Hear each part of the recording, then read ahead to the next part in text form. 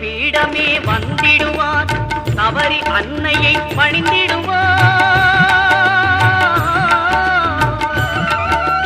கரத்தியாலில் கன்னிமார்களும் கரத்தினை போட்டு வணங்கிடுவார், சபரிமலையினரை நெருங்கிடுவார். 18 படி மீது ஏறிடுவார், கதி என்று அவனை சரணடைவார். அறிமுகம் கண்டே மயங்கிடுவார், ஐயனை துதிக்கையிலே தன்னையே மறந்திடுவார்.